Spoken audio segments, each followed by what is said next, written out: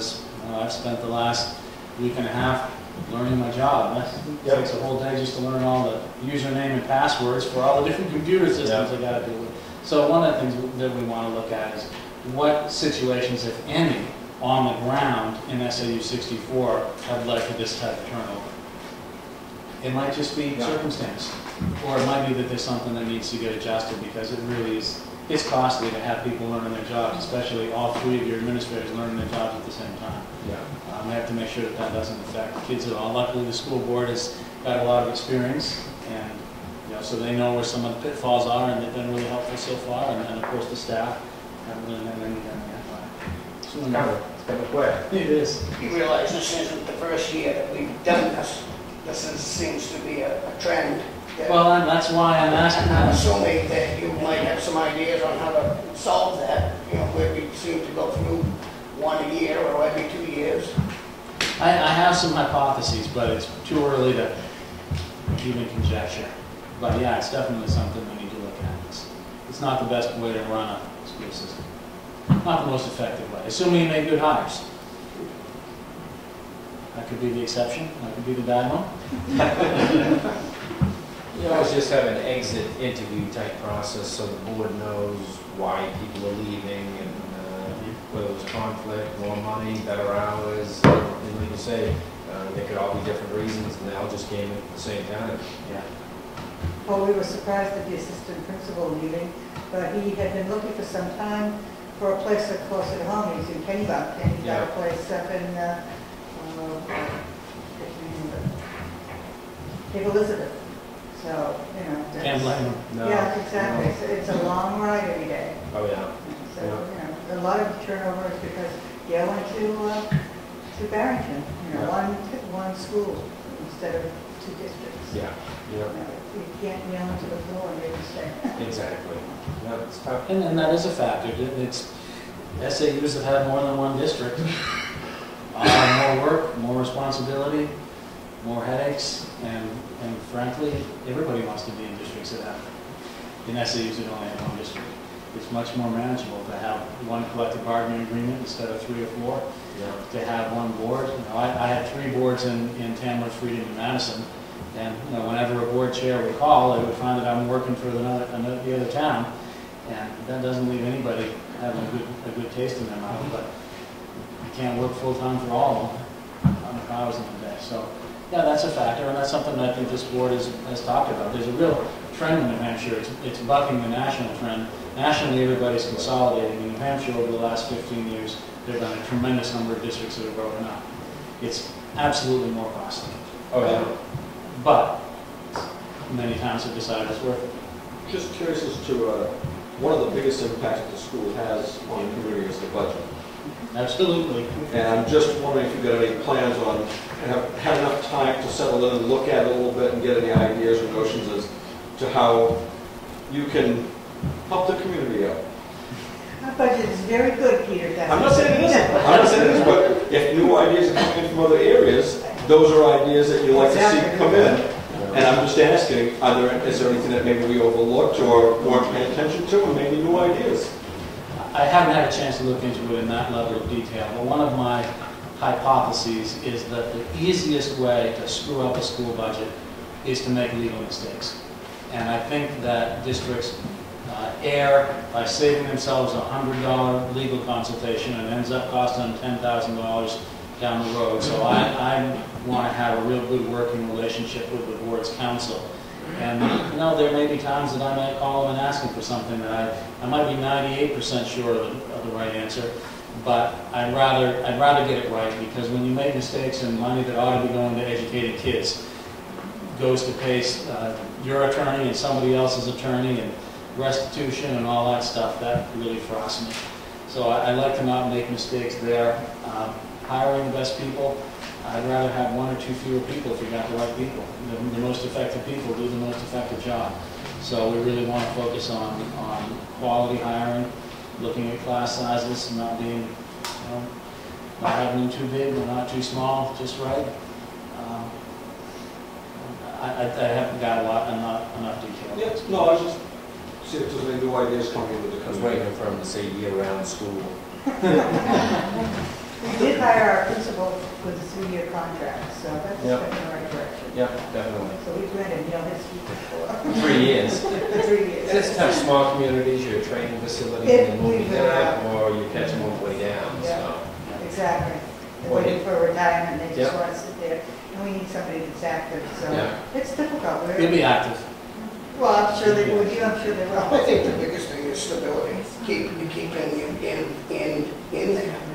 Like there's too much change, and when there's change, then people don't suffer, it's the children that suffer, because they're not sure who their principal is. Right. Or who they, I mean, granted, you're the superintendent, you're not the one in the school, but stability to me is a big thing, and when we make these changes, I'm not quite so happy with that. A 3-year contract with the principal now is a step in the right direction. as far as Oh, I'm yeah. concerned. What's your plan with the vice principal, they were the same? I don't know, it all depends on what these guys recommend. Okay. Typically, I would say you don't want a single-year vice principal, because vice principals typically want to be principals when they grow up. Yeah. So I would say 2 years for an assistant principal. If they're a first-time assistant principal, you might consider longer if they've got a lot of experience. But 1 year, you're training them, Yeah. Yeah. basically. Inherently, they go on anyways, as you said, when they go up, they want to be principals, so they're hired to keep. I think there should be a lot more communication in the school system, such as the teachers themselves, instead of clicking, being more team supportive. Because I see that a lot, where there's a section that's this way, and there's this section, and I'd like to see somebody come in there and try to orientate these people to become more team supportive. Because I don't see that myself as much as I'd like to see. I'm sure there is. Well, that's good, and that actually brings up a point that I wanted to raise with Albie. What I've done, this is my third superintendency, what I've done in each of the past ones is I've been able to identify someone representing the town, whether it was a staff member or an elected official, to make myself available to have a monthly sit-down meeting at their convenience. And just so you can sit down and say to the person who represents the town, what's going on in the town? And what's going on in the school? Because information doesn't flow all that easily between schools and towns either. And I have emphasized with the administrative team and with the board, the school doesn't belong to the superintendent, the school doesn't belong to the principal, the school belongs to the town. And the board is our most immediate conduit to the town, but we need to serve the town's interests. And sometimes you get into a school and you're a principal for the first time and it's yours, you want to wrap your arm around it, make it all about you, and it's not all about you. Just out of curiosity, you look like a younger gentleman, unless you still have quite a bit of hair, of all of a darker color. You just said you had 3 different superintendent positions. Yeah. And we just got done talking about stability. The lack of age and the current shifting, 3 shifts in superintendent tells me that there's not a lot of stability in your life right now. Well, that's a good question. In Maine, I was superintendent in Maine, Wisconsin, when we went through forced consolidation. There were 3 of us superintendents that had to consolidate into a single district. The 2 of us that got other jobs. The one that didn't get another job was left with that job because 2 of us had to leave, and 2 of us were successful at ending up in other positions. I was in How many towns consolidated? all of them. There's 3 states. something, wasn't it? 18 months. Yeah. And you had to begin and end the process in 18 months, and it was crazy. Yeah. So I had literally no control over that one, other than the fact that I was successful at getting another job, and one of the guys wasn't. And then in Tamworth, Madison, and Freedom, I was there for 3 years. It's really frustrating. The average tenure for superintendents in this country is 3 years. So I've had 2 3-year superintendencies. I'd like to have a 10 or a 15-year one of these days soon. But in Madison, Tamworth, and Freedom, 3 districts, 4 boards. I've got a child going into 1st grade, 1 going into 3rd. That number of nights out, I simply can't be the father that I want to be. And so my top priority in the job that I took this time was to have fewer boards. Love to have gone to 1, but I went to 2, and that's going to allow me to be a better dad and a better husband, and that's job 1. Well, I'll be representing the selectmen as the liaison, and Oh, good. I'd love to be considered at least on your email, to know what is going on so that I can pass it out to the community Good. a lot more than I am trying to make everything also. And I really focus a lot on the appropriate channels of communication. So certainly nothing would go to the town that does not also go to the boards. And similarly, you know, teachers don't communicate to me without the principal being CC'd. Not because there's any problems with communication, we want communication, but we don't want to have gaps. I think sometimes when you have people skipping steps in the chain of command, that drives people out, and that leads to the turnover. That needs to be followed, is the chain of command. And then, you know, then the school board would be the final decision if needed. But that's great. I'll be in contact with you, and we'll arrange a way to make sure that's routine. Anything, it's just, it allows me to be able to have a little better liaison to tell the good things that you do about all the, you know. Good, thank you. Anything else I can do for you? I don't have a business card yet, but I'm sure you can figure out my number. I'm just smiling because she's far enough away she can't kick me in the leg. Actually, names it He doesn't have an eraser to throw at. No, I wish you luck. I mean, you got a good job ahead of you, and I'm proud of our school system by all means. My kids are all grown up from it, they don't go to it, but I'm still very much hoping that our school system succeeds very highly. We've got plenty of work in front of us, but we've got a good team in place, and we'll be working hard. And I've taken enough of your time, I think. Let you go on to other matters, but if there's anything that I can come back, anything you want from me, I'll be here. Pleasure to be here. Likewise. Hi, guys. You too. Good night. Public comment? I'm Harry Garrett, and I'm currently state rep for District 3. Under the new redistricting, the census report, I've lost 3 of the towns that I live in Ossipee have been added to your district, so I will be running for state rep. In your district, you'll be picking up basically 2 more reps as a result of that. I know I've only got 3 minutes, so I'm going to give you a little bit of my background tonight, and you'll see me all summer at the landfill where I spend a lot of time talking with people and going over different issues. I'm a native of New Hampshire. My family's been in Ossipee for a little over 200 years. I grew up through the Ossipee schools. When I got out of high school, my family had was in the timber business, and I worked in the mills with the family when I was going through there. When I got out of high school, I joined the Air Force. When I got out of the Air Force, I went to the University of New Hampshire, got a degree in electrical engineering. And from there, I worked in industry for 30 years, 15 years basically in the field, and 15 years basically in management for a multinational company. I've worked in most of the states and about 8 different countries. I've been a selectman, currently selectman in Ossipee for 14 years, I've been state rep for 8 years. I served 1 term on the board of directors for L-chip. I served for a time on the board of directors for the visiting VNA, the Visiting Nurses Association.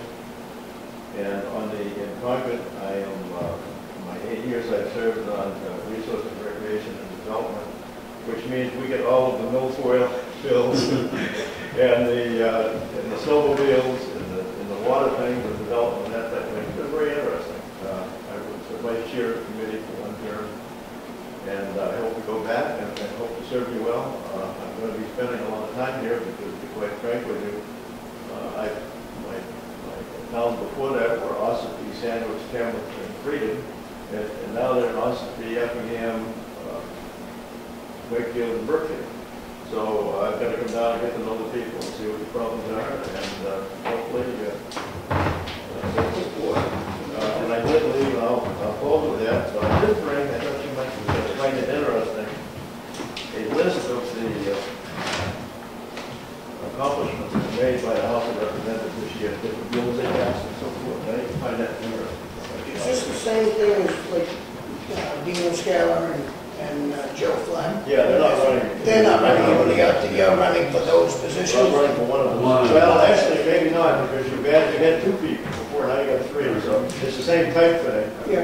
different committee probably, but Yeah. basically the same thing. Yes, but is three positions, is that what it is? Well, Or- there's three and there's And a the full floor, jury, right. which nobody in their right mind should run for, because it covers such a big area. But, so But that's. three people ran, right? Pardon? The three people signed up for those.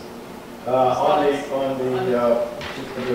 no competition in the primary, none of us do. Okay. There will be competition in the general. Thank you. No, very good. Thanks for Thank you for community services. And I've got to get together with you and watch the whole line between us. We've got some boundaries to look I at. think it's cool, but we're gonna do this, okay? Is that what it's your? But,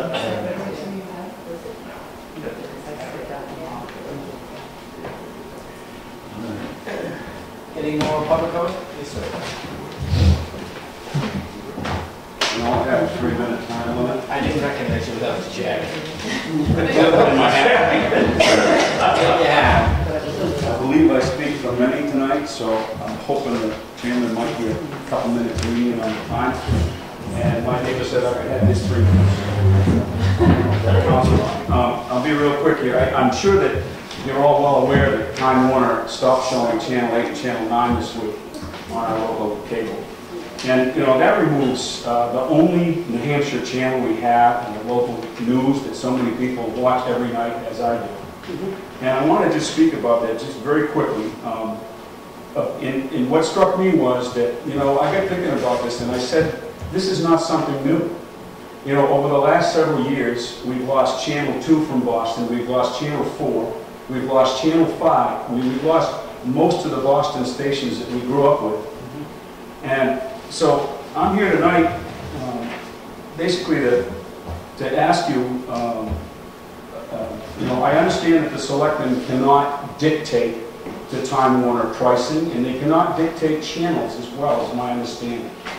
But, you know, we're right at a crossroads with our contract, and I've been one of those people that's been advocating that we get this contract taken care of. And I'm having second thoughts because the problems I'm having is that, you know, it just seems like Time Warner is charging us all more and giving us all less.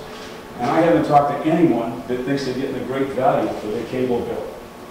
So what I did was I did a little bit of research on the internet today, and I went to a local, another competitor, MetroCast, which, you know, is just south of us in Milton, and I believe they're over in Wolfville too. they're in Old Burlington. And I did a little comparison shopping, because that's what I do when I buy anything. And you know, if you look at this, I printed out this MetroCast that you can look on the computer and find for the Rochester area.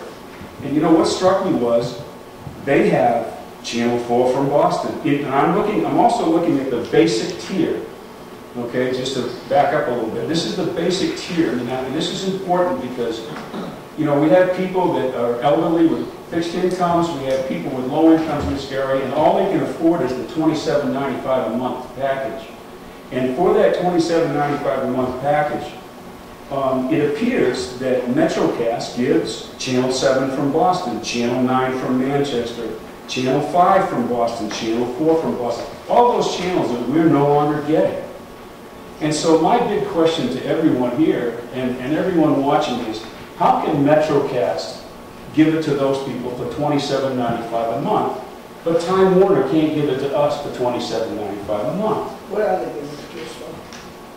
No, at the same price. Time Warner, Yeah. my information, and I'm sure it's correct, is that they also charge $27.95 a month Half the for I wouldn't say half the channels, but not what we want to watch. 18 versus 42. Yeah. And you know, I'm hearing or reading Time Warner is saying it's Hearst channel, and you've got two bullies here trying to be king of the hill, which is not my concern. So, I guess what I'm here asking the selectmen to do, and I'm asking the people watching to join me in asking our selectmen to shop around for alternatives before we sign another contract with this carrier that does not seem interested in giving its customers what they want. And so I know that the three of you have always, in your heart, done what's best for the town. Our contract is either near or has terminated, and we had a 25-year contract that was terrible. We've gotten nothing for so long. And so I would ask you to go slow in this process, and perhaps you have to reach out to MetroCast. I know there was maybe a communication center as part of the process, but maybe you need to really invite them in and say, you know, how can this be done, and maybe even talk to the town council. I believe that if enough people are communicated that they are unhappy with this carrier, that it can be changed. I don't even have this carrier, and I'm unhappy with it. My understanding was Time Warner was the only game in town that wanted to play here. Yeah, I think we Yeah. did That send was- a letter we- to MetroCast. We solicited the others, and they didn't want to play in this town. I'm aware of that, but maybe, Maybe now they are. Maybe Well, now I they don't are. It's tougher, they might be more interested. Pick up the pieces. Exactly, and nobody wants to step in and try to step on their toes. and it's difficult because, you know, when it's the only game in town, I can't go to another carrier. You know, I mean, it's not like your phone company you can choose. Well, it's like a monopoly. But this is why I've thought that we need a board that can do all this stuff ahead of us. And us not having a board and taking that upon ourselves, I mean, we're putting ourselves out on a limb here where we're not paying attention, I think, you know. I'm not saying that we're not, but I'm just saying that it would be more unlikely for us to have a negotiation power if we got other things that are on our mind than television. But I think the board, having a board back, could take some of the burden off us and negotiate some of this, because like I said, I'm not happy, and I don't even have these people, and I'm definitely not happy with it. And I'd love to have cable, but they don't even offer it to me on my road when I'm only 3 telephone poles from it. And this is one of the items that I would bring up in my. Yeah. And I want to bring that up when we do negotiate, that everybody in this town should be eligible for cable television, instead of the many. You know, it should be everybody should be entitled to it. Well, I'm here primarily about the programming because it just seems like we're paying more all the time and getting less. And and for them to take away the one New Hampshire station that we get our news from. And I've got a letter from them, and they're talking about replacing it with a channel from Indiana or Pennsylvania. I mean, what the heck do I want to know about the news in Indiana or Now, do Pennsylvania? you think, Jim, that this is just the politics of it, and then in a month that we're going to, that it will change and we'll get it? I mean, that seems to be the way it always works. I can't imagine them taking away something and not, taking it away for a week and getting a little something and coming back saying, okay, now we've negotiated and the terms are here and this is what we've come up with. Well, I have no way of knowing what's going on. I mean, it does appear that there's saber rattling going on between these two giants. However, I still come back to the fact that MetroCast can give me Channel 5 and can give me Channel 4 and can give me other channels that are also not on my basic lineup. But for some reason, Time Warner can't do that for the same price. And that's the big disagreement I have with this company, is if one cable company can do it, why can't another? And so we're not asking them to give us extra. We're only asking them to give us the same. A match. I kind of think it goes just like what we heard last meeting with the electricity. How can public service of New Hampshire not sell electricity for cheaper than the guy who's coming in with his, we're going to be Buying it from him. Buying it from him. Yeah. I have a feeling it's all to do with the contracts and stuff. We don't know the ins and outs, but it would be interesting to see if MetroCast would come up here and entertain us. I mean, well, I would say the least thing we could do, and I'll finish right now, is that we could extend a hand and make sure that they're not available, if that's the case. I know a letter was sent to them. I don't know what's involved in these franchises and how they work, but maybe a face-to-face or even a phone call with someone to just make sure that they're not, in case they're not available. So I printed up just a few of these lineups that I printed off the computer today for the Rochester MetroCast, and I'll put them over here for anyone that wants one. And I've overused my 3 minutes, and I thank you for your leniency on the time, Mr. Chairman. Good observation. Gary, did you have your hand up? I did. Yeah, I did. He probably would say the same thing. As state representatives, we just received a letter from, an email from the lobbyist for Time Warner last night saying that Hearst wants to increase the franchise fee to Time Warner by 300%, and Time Warner doesn't want to go on. And that would have to be passed on to the public. Yes. Wait a minute, Jerry had his hand up, 20 minutes here. Yeah, if I could just say, we've had the same problem in Austin, obviously. I can't get cable, dead ends on both sides of me, and I can't get it to my house. So I have satellite, which I'm thankful for at the moment, because I can get these other channels. Yeah. But the problem was the contract wasn't written right way back. And it's, even when you go to a new contract, it's hard to change, because if you go to another company, they've either got to pay through the nose probably to use Time Warner lines, or they got to string all new lines through the thing. So that's really going to be one of the big hang-ups. But I think what Jim's saying is we're at our end of our big contract that we've had for 25 years. Here's our opportunity to stand as a community and speak for ourselves. But I think what Mr. Merrill was saying is, we can make that stand, it's all well and good, but then Time Warner's going to look at you and say, run it. But run your own wires and see how much it's going to cost you now. So then go to Sunrise. There's high-grade technology, and I think you mentioned it too, which is they have like... I like to see Wi-Fi is on all utility wires. poles. They just put repeating like wireless connectors in your... It'd be nice to find somebody that does that. Right, I mean, they're out of business. Yeah. If they're just sticking to wires, they're out of business. I'd love to see wireless, cable. Just have to put one every so many miles. It would happen if we stood as an army. It stood as a complete team. You can't do it by yourself. You got 10 people that just say, well, hell with it. Well, you can't do it if there's no technology for you either. So it's satellite. That's what I have. But believe it or not, they're taking, on satellite, they're taking 9 away also. It's going to Vicom or something, and that's in the makings. But the president of the thing has said all week on the TV that just hang on a week or two, and this is why I said that. He says it's all negotiations. This is part of the system. This is how it works. Everything will be fine in 2 weeks. But who's to say it'll be fine? It'll be fine, yeah, with a $5, $10, $20 increase. Yeah, everything's fine because it's extra money. Normally, companies don't black it out. You see this all the time. They do a Channel 13, scroll to the bottom, or negotiations. Normally, from the emails that I got, is that they never do a blackout. So Hearst is just being ugly and did a blackout. So you don't generally see this. Jerry? I think I get a thing from Viacom, I guess, is having a battle with DirecTV right now. We just lost about 22 channels this morning, almost midnight, I think it was. So, we lost like Nickelodeon, so we don't have SpongeBob. We got grandchildren and no SpongeBob. We lost like TV, we lost TV Land.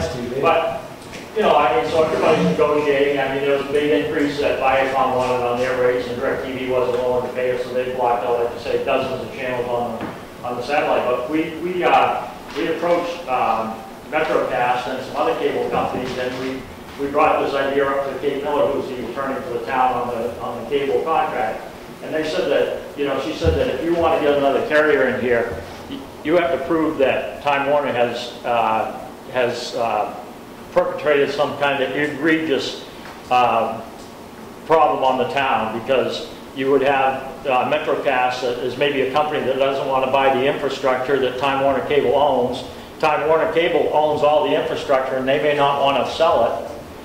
And so what you would have to do is you would have to go to court, and you would have to prove to a judge that these people, treated you so badly that the judge would have to practically order one company to sell a certain product or something that they own that they didn't want to sell to a company that may not want to buy it. We were really, we did look into it with Kate Miller, and we were kind of came to the point with her where unless they really do something terrible, we're kind of stuck with them. And we did get some emails about this and phone calls about Channel 9 being blocked out, and I talked to Teresa about it a couple of days ago, and she was in touch with Time Warner Cable, and I tried to get a hold of our representative from Time Warner Cable, but he's not available until the 16th of July. He's out of the office until then. So, we do know that there's a problem, and we're trying to work on it and do what we can to find out